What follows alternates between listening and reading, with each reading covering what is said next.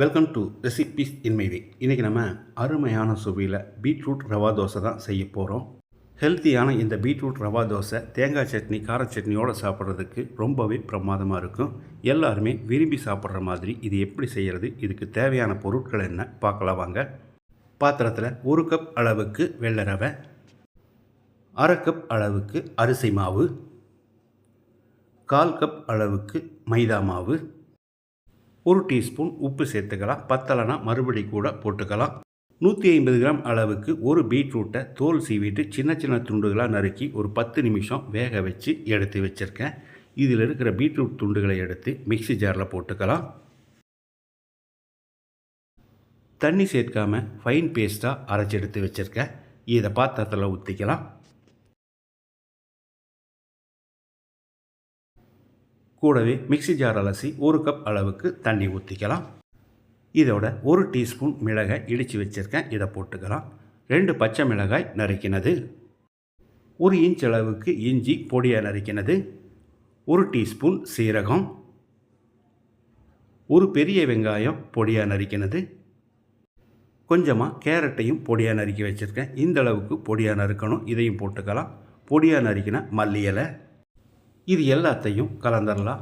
தேவைப்படுற அளவுக்கு தண்ணி ஊற்றி கலக்கணும். கிட்டத்தட்ட இதுக்கு இன்னொரு 2 கப் அளவுக்கு தண்ணி தேவைப்படும்.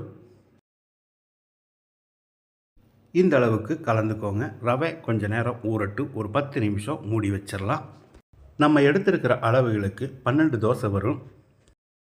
10 நிமிஷம் மூடி வச்சுருந்தோம். இப்போ இதை கலந்துடலாம். இதுக்கு இன்னுமே கொஞ்சம் தண்ணி தேவைப்படுது. இன்னொரு கப் தண்ணி சேர்த்துக்கலாம். இந்த அளவுக்கு தண்ணி மாதிரி இருக்கணும். இப்போ நம்ம தோசை ஊற்றிடலாம். ஏற்கனவே தோசைக்கல் காய வச்சுருக்கேன். இப்போது தோசை ஊற்றிடலாம். ரவா தோசை ஊற்றும்போது ஓரங்கள்லேருந்து தான் ஊற்றணும். எங்கெங்கே கேப் இருக்கோ அங்கெல்லாம் கொஞ்சம் கொஞ்சமாக மாவு ஊற்றி விட்டுடலாம்.